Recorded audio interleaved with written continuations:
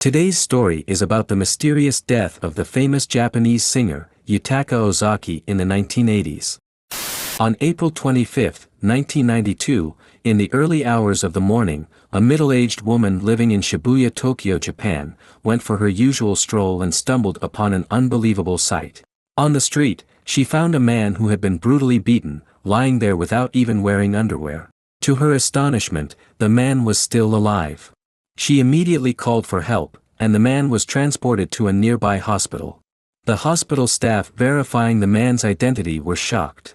He was none other than the legendary Japanese singer, Yutaka Ozaki. Yutaka Ozaki was born in Tokyo in 1965. His family included an older brother named Yasushi. Unfortunately, Yutaka faced health challenges early in life, experiencing hospitalizations due to intestinal torsion and bronchitis, which weakened his internal organs. Despite these struggles, he displayed remarkable resilience. In 1973, Yutaka began his journey into martial arts, a passion he pursued diligently throughout his life. Additionally, he discovered his love for music and poetry. He started playing the piano in January 1975 and penned his first poem in March of the same year. His artistic talents found a platform when he performed live for the first time at his school's cultural festival in 1978. It was during this period that he caught the attention of producer, leading to his signing with CBS Sony in 1983. While still in high school, Yutaka made his debut in December 1983 with a hit single. His music resonated deeply with a younger audience, who admired his powerful live performances and unique lyrics. His songs delved into themes of dreams, love, the meaning of life, and the challenges faced during adolescence. He became a voice for the struggles of youth, often criticizing societal and school injustices. However, despite being a high school student, Yutaka continued to struggle with issues related to smoking and alcohol, leading to repeated suspensions and eventually his withdrawal from school. After leaving school, he devoted himself entirely to his music. In February 1988, at the age of 22, he married a woman named Shigemi and they had a son a year later. People said he had found success as a singer and a happy family life. However, on April 25, 1992, he was found naked and unconscious. He had just finished recording his sixth album at that time. Moreover, he was only 2 months away from the large concert he had always dreamed of in Tokyo. He was passionately preparing for the concert he had dreamt of, but just before the event, he was found seriously injured and almost lifeless on the street. This incident shocked not only his family but also the people of Japan. Everyone was curious about what he had gone through. Yutaka was rushed to the hospital and received emergency treatment. However, shortly after receiving the treatment, he was discharged and went home. Just a few hours later, around 10 a.m., his condition rapidly deteriorated, and he was taken back to the hospital. Within an hour of arriving at the hospital for the second time, he passed away. The sudden death of Yutaka deeply saddened his fans. A massive crowd of 40,000 people gathered at his funeral a few days later. His death had such a profound impact that even Japanese politicians came forward to mourn his passing. The direct cause of Yutaka's death announced by the hospital was pulmonary edema, where excessive mucus accumulation in the lungs led to respiratory distress. However, many aspects of his death remained unclear. Firstly, when Yutaka was first found, he was naked, with signs of assault all over his body.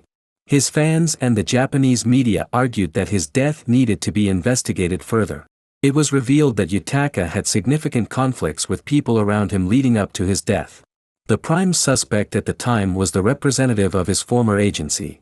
Their conflict had started several years before when Yutaka was incredibly popular, and the company wanted him to maintain his rebellious image. However, Yutaka wanted to shed that image and undergo a transformation. During this process, tensions arose between Yutaka and the agency. Meanwhile, the agency faced financial difficulties. Consequently, they demanded an excessive workload from Yutaka, which led to immense pressure and stress. Eventually, Yutaka mentioned that he needed a break and planned to go to the United States for some rest. It was during this period that he started using drugs and became addicted. This led to increased instability, and a drug scandal emerged in Japan. His mental state appeared highly precarious that he terminated his contract with the agency and established his own personal agency. Due to his strained relationship with his former agency, which was widely known among the public, his fans speculated whether his former agency might have been involved in his death.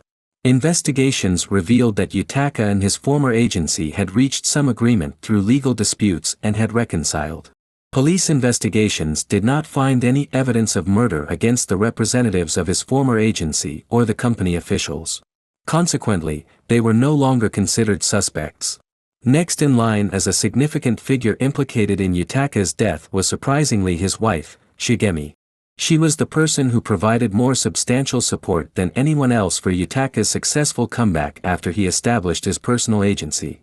Yutaka seemed to be living a happy life with Shigemi after their marriage, and they had a son together. However, in 1991, Yutaka faced allegations of an affair with Yuki Saito, a popular actress in Japan. This revelation exposed the marital discord between Yutaka and Shigemi, which had been unknown to the public. In reality, Yutaka had experienced a lot of stress due to conflicts with his former agency and faced even more pressure after leaving the agency to operate his own company. He demonstrated a lack of business acumen in managing the company, leading to frequent clashes with his investors and causing him considerable stress. During this process, he vented all his problems on his wife, Shigemi. Shigemi tried to understand him, but as Yutaka resorted to violence, the two secretly proceeded with divorce proceedings. On the day Yutaka died, he was initially transferred to a hospital where his condition was critical. The hospital suggested moving him to a larger facility, but strangely, Shigemi hurriedly discharged him and insisted on taking him home. This raised suspicions that she might have been involved in Yutaka's death. However, Shigemi strongly denied these allegations. She admitted that their marriage had been troubled, especially after Yutaka's affair with Yuki Saito became public. However, she clarified that Yutaka had ended his relationship with Yuki Saito and promised to be faithful to their family, preventing the situation from worsening. She thought he was simply suffering from a hangover due to excessive drinking. In fact, on the night before his death, Yutaka had been out drinking with friends. When he was found in a half-conscious state, he reeked of alcohol, and he was so intoxicated that he couldn't control his body. However, Shigemi was with him that night. She stated that although they were in the midst of divorce proceedings, they had met at a restaurant to try to reconcile their relationship. Later, he happened to encounter other friends at the restaurant and told her to go home, saying he would continue drinking with his friends. These details were confirmed through CCTV footage and statements from restaurant staff. Their next meeting occurred in the morning at the hospital. On the other hand, Yutaka's older brother testified that he was with Shigemi and Yutaka at their house after Shigemi had taken Yutaka home. Upon hearing news that his younger brother had collapsed, he hurriedly went to their home with a manager. They helped Shigemi, who was panicking, lay Yutaka down and brought a car to help him sober up. At that moment, Yutaka swung his fists as if he were fighting someone in the air, even assuming an attacking posture, as described by his brother. Witnessing this, Shigemi sighed and asked the manager to help prevent her husband from drinking excessively again. Yutaka's brother, who observed all these events, confirmed that Shigemi was not the person responsible for Yutaka's death. However, people continued to suspect her. In 1994, a Japanese television station was preparing a special program about Yutaka's death. During this time, the reporters raised suspicions suggesting that Yutaka's death might be related to Shigemi. In response, Shigemi sued the television station, preventing the broadcast of the program. In the end, Shigemi won the lawsuit, and the program was not aired. This led to a decrease in suspicions surrounding her. Some individuals argued that if they had a son and were attempting to reconcile, she seemed to have no motive for murder. However, a pivotal piece of evidence that completely changed the direction of the case was the result of Yutaka's autopsy.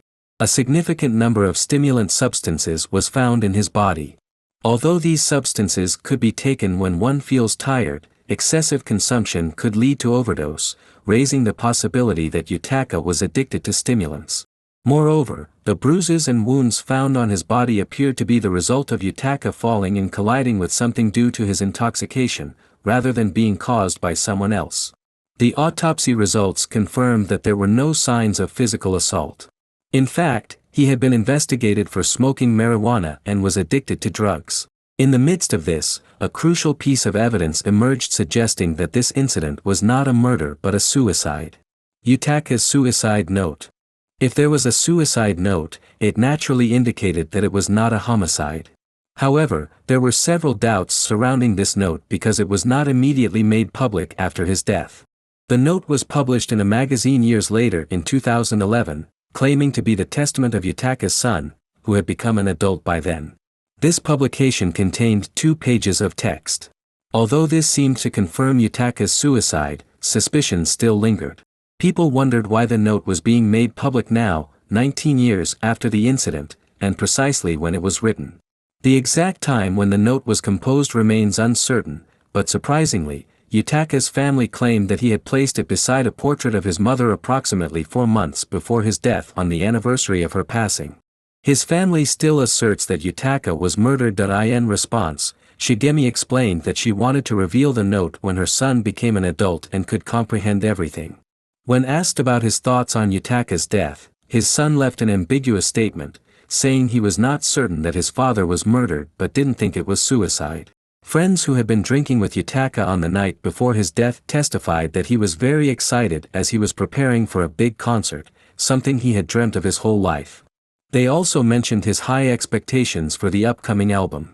These friends couldn't fathom how someone so enthusiastic about his future could easily give up on life. Yutaka's older brother, who had been observing him until the very end, stated that it seemed like Yutaka was struggling to survive within their household. Yutaka's death, shrouded in numerous unresolved suspicions, has continued to circulate various conspiracy theories even more than 30 years after he left this world. Fans who enjoyed his music are still deeply saddened by the events. Ultimately, what truly transpired behind Yutaka's death remains unknown to this day.